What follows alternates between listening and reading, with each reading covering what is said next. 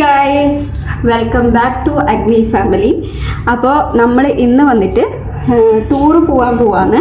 Tour എവിടേക്കാന്നൊക്കെ ഞങ്ങൾ എയർപോർട്ടിൽ എത്തിയിട്ട് പറയാം. എന്തായാലും കുഞ്ഞിപ്പെണ്ണിൻ്റെ സെക്കൻഡ് ഇൻ്റർനാഷണൽ ട്രിപ്പാണ് അല്ലേ ഏട്ടാ? സെക്കൻഡ് വെച്ചാൽ ഞങ്ങളിവിടെ ദുബായിലാണ് ഉള്ളത്, അത് വെച്ച് നോക്കുമ്പോൾ തേർഡാണ്. അതർവൈസ് സെക്കൻഡ് ഇൻ്റർനാഷണൽ ട്രിപ്പാണ്. അപ്പോൾ എനിവേസ് എയർപോർട്ടിൽ എത്തിയിട്ട് കാണാം. Okay, bye bye.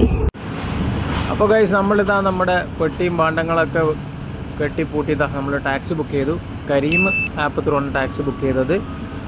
അപ്പോൾ യു എയിൽ താമസിക്കുന്ന എല്ലാവർക്കും അറിയുന്നുണ്ടാവും എങ്ങനെയാണ് നമ്മൾ ഫ്രീ ആയിട്ട് എയർപോർട്ടിലോട്ട് അപ്പ് ആൻഡ് ഡൗൺ ട്രാവൽ ചെയ്യാന്നുള്ളത്. എന്നെ അറിയാത്ത ആൾക്കാരുണ്ടെങ്കിൽ പറഞ്ഞോ, ഞാൻ അതിൻ്റെ ഡീറ്റെയിൽസ് പറഞ്ഞു തരുന്നതായിരിക്കും. അപ്പോൾ നമ്മൾ എയർപോർട്ടിലെത്താൻ കുറച്ച് ലേറ്റ് ആയിട്ടോ. ടെർമിനൽ 3 ഡിപ്പാർച്ചറിലേക്കാണ് നമ്മൾ വന്നത്.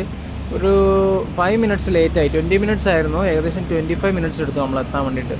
അപ്പോൾ നമ്മളെ കൂടെ ഇന്ന് ട്രാവൽ ചെയ്യുന്ന നമ്മുടെ ട്രാവലർ പാർട്ട്നേഴ്സ് ആരാന്ന് വെച്ചാൽ നമ്മളെ ഫ്രണ്ട്സായ വൈശാഖും ശ്വേതയാണ്. അപ്പോൾ ഇവരാണ് ഇന്ന് നമ്മളോട് ട്രാവൽ ചെയ്യാനുള്ളത്.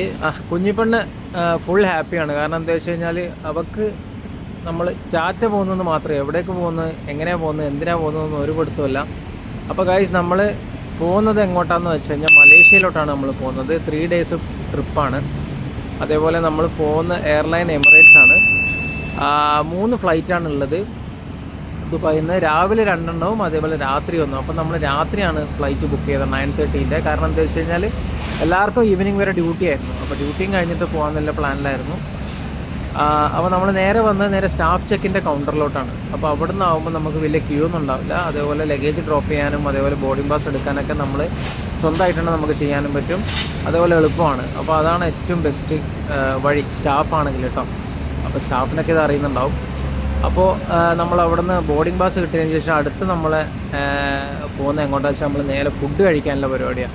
അപ്പോൾ എല്ലാവർക്കും അറിയുന്ന പോലെ തന്നെ എയർപോർട്ടിൽ നമ്മൾ ബോർഡിംഗ് പാസ് കിട്ടിക്കഴിഞ്ഞാൽ അടുത്ത നമ്മൾ ലക്ഷ്യം എയർപോർട്ട് ലോഞ്ചായിരിക്കും. അപ്പോൾ നമ്മൾ ഇപ്രാവശ്യം നമ്മൾ ട്രൈ ചെയ്യാൻ പോകുന്നത് മർഹബ ഒഴിവാക്കിയിട്ട് നമ്മൾ നേരെ അഹ്ലാൻ ലോഞ്ചിലേക്കാണ് കയറിയത്. ആ ഒരു ടൈം ആകുമ്പോഴത്തേന് കുഞ്ഞിപ്പെണ്ണ് ഉറങ്ങി കേട്ടോ. കാരണം കുഞ്ഞിപ്പെണ്ണ് ഇന്ന് വലുതായിട്ടൊന്നും ഉറങ്ങിയില്ല. കാരണം ഉച്ചക്കൊരു 1 മണിക്കൂർ അവൾ കിടന്ന് ഉറങ്ങുന്നത്. പക്ഷേ ഇന്ന് അതിന് ഉറങ്ങാനുള്ള ഒരവസരമൊന്നും ഉണ്ടായില്ല. അതുകൊണ്ട് തന്നെ അവൾ ഏകദേശം ഒരു 7:30 ആകുമ്പോൾ സൈഡായി. അപ്പോൾ നമ്മൾ അതിനുള്ളിൽ കയറി ഒന്ന് ജസ്റ്റ് ഒരു ലോഞ്ച് ടൂർ അങ്ങ് നടത്തി. പിന്നെ അതേപോലെ സീറ്റ് കിട്ടാൻ വേണ്ടിയിട്ട് കുറച്ച് ബുദ്ധിമുട്ടുണ്ടായി. കാരണം എന്താ വെച്ച് കഴിഞ്ഞാൽ ഈദിൻ്റെ വെക്കേഷൻ ആയതുകൊണ്ട് തന്നെ നല്ല തിരക്കായിരുന്നു. അതുകൊണ്ട് സീറ്റ്സൊക്കെ ഫുള്ളായിരുന്നു.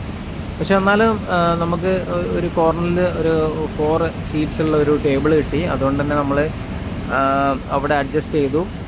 അതേപോലെ ഫുഡൊക്കെ നോർമൽ ഫുഡ് തന്നെ. നോർമലി അവിടെ ഉണ്ടാവുന്ന ഫുഡ്സ് മാത്രമേ ഉണ്ടായിരുന്നുള്ളൂ. വലിയ സ്പെഷ്യലായിട്ട് വേറൊന്നും ഉണ്ടായില്ല. പിന്നെ ചെറിയൊരു റമദാൻ ആയതുകൊണ്ട് തന്നെ ഈദിൻ്റെ ചെറിയൊരു കൗണ്ടർ അവിടെ ഉണ്ടായിരുന്നു. കുറച്ച് സ്വീറ്റ്സും അതേപോലെ ഖജൂറൊക്കെ വെച്ചിട്ട്.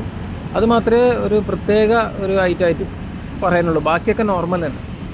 പിന്നെ നമ്മൾ അത്യാവശ്യം ഫുഡൊക്കെ എടുത്തു, അതേപോലെ കഴിക്കാൻ തുടങ്ങി. കുഞ്ഞിപ്പെണ്ണ് ഫുള്ള് സൈഡായിട്ട് ഏകദേശം ഉറങ്ങി. അവൾ എണീക്കാനായി. ഏകദേശം 1 മണിക്കൂറിൻ്റെ അടുത്തായി ഉറങ്ങുന്നവൾ. നമ്മളും ഏകദേശം 1 മണിക്കൂറിൻ്റെ അടുത്ത് ആ ലോഞ്ചിലുണ്ടായിരുന്നു. 8:50 ബോർഡിങ് ക്ലോസ് ചെയ്യുക. അപ്പോൾ നമ്മൾ ഏകദേശം ഒരു 8:35 ആകുമ്പോൾ ഇറങ്ങാനായിരുന്നു പ്ലാൻ. അപ്പോൾ നമ്മൾ ഇവിടുന്ന് ഫുഡ് കഴിച്ചിട്ട് ഫ്ലൈറ്റിൽ നിന്ന് കിടന്നുറങ്ങാമെന്നുള്ള പ്ലാനിലായിരുന്നു. അപ്പോൾ അതുപോലെ തന്നെ അത്യാവശ്യം നല്ല റഷും ഉണ്ടായിരുന്നു. അതുകൊണ്ട് നമ്മൾ ഒരു 5 മിനിറ്റും കൂടെ നേരത്തെ ഗേറ്റിലോട്ട് ഇറങ്ങി. ഗേറ്റിലോട്ട് ഇറങ്ങുന്നതിന് മുന്നേ നമ്മൾ കുറച്ച് വീഡിയോ ഒക്കെ എടുത്തിട്ടുണ്ടായിരുന്നു, കുറച്ച് റീൽസൊക്കെ ചെയ്യാൻ വേണ്ടിയിട്ട്. അങ്ങനെ അതൊക്കെ എടുത്തതിന് ശേഷം നമ്മൾ നേരെ ഗേറ്റിലോട്ട് പോയി. നോർമലി നമ്മൾ ഇതേപോലെ തന്നെ ഒരു 5 മിനിറ്റ്സ് മുന്നേ, ഗേറ്റ് ക്ലോസ് ചെയ്യുന്ന 5 മിനിറ്റ്സ് മുന്നേ തന്നെയാണ് പോകാറ്. കാരണം എന്താ വെച്ച് കഴിഞ്ഞാൽ അതിന് മുന്നേ ഫുള്ള് റഷായിരിക്കും. വെറുതെ അവിടെ ഇരുന്ന് പോയിട്ട് ഒരു കാര്യമില്ല. നമ്മളൊരു 5 മിനിറ്റ്സ് മുന്നേ തന്നെയാണ് നമ്മൾ ഇപ്രാവശ്യവും ഗേറ്റിലേക്ക് എത്തിയത്. കുഞ്ഞിപ്പെണ്ണ് അപ്പോഴത്തേന് എണീറ്റു കേട്ടോ. ഫുൾ ആക്റ്റീവായി. അവൾ ഓടിക്കളിക്കാനും ഒക്കെ തുടങ്ങി. നമ്മളായിരുന്നു തോന്നുന്നു ഏറ്റവും ലാസ്റ്റ് പാസഞ്ചർ. അപ്പോൾ അതേപോലെ സീറ്റ്സ് നമുക്ക് കിട്ടിയതെന്ന് വെച്ചാൽ ശ്വേതക്കും വൈശാഖനും കുറച്ച് ബാക്കിലാണ് കിട്ടിയത്. ഒരു 3 റോ ബാക്ക് സൈഡിലാണ് നമ്മുടെ സീറ്റിനേക്കാളും കിട്ടിയത്. നമ്മളാണെങ്കിൽ നമ്മൾ ഫ്രണ്ട് സൈഡിൽ ലെഗ് സ്പേസുള്ള സീറ്റ് കിട്ടി. ബേബി ഉള്ളതുകൊണ്ട് ലെഗ് സ്പേസുള്ള സീറ്റ് തന്നെ കിട്ടി. അപ്പോൾ അതേപോലെ തന്നെ എന്താ പറയുക, ഫ്ലൈറ്റിൽ കയറിയോടെ തന്നെ കുഞ്ഞിപ്പെണ്ണ വലിയ അലമ്പൊന്നും ഉണ്ടായിട്ടില്ല. നമ്മൾ വിചാരിച്ചത്ര അലമ്പൊന്നും ഉണ്ടായില്ല. പക്ഷെ അതേപോലെ തന്നെ നമ്മൾ എന്ത് ചെയ്തു വെച്ച് കഴിഞ്ഞാൽ കുഞ്ഞിപ്പെണ്ണിന് കുറച്ച് ആക്ടിവിറ്റിക്ക് വേണ്ടിയിട്ടുള്ള കുറച്ച് ഐറ്റംസ് കയ്യിൽ കരുതിയിട്ടുണ്ടായി. കുറച്ച് ഒരു സ്ലേറ്റ്, അതേപോലെ ബുക്ക്, കുറച്ച് ടോയ്സ്. അപ്പോൾ അവളെ അത് വെച്ചിട്ടേ നമുക്ക് പിള്ളേരെ കൺട്രോൾ ചെയ്യാൻ പറ്റുള്ളൂ. അതേപോലെ അതിലൊരു സ്ക്രീൻ ഉണ്ടായതുകൊണ്ട് തന്നെ കുറച്ച് കാർട്ടൂൺസൊക്കെ വെച്ചിട്ട് ഏകദേശം ഒരു 1.5 മണിക്കൂർ അവൾ അതിൽ എൻഗേജ് ആയി. പിന്നെ അവൾക്ക് ഉറങ്ങേണ്ട ടൈം ആദ്യമായി, പാലൊക്കെ കുടിച്ച് അവൾ കിടന്നുറങ്ങി.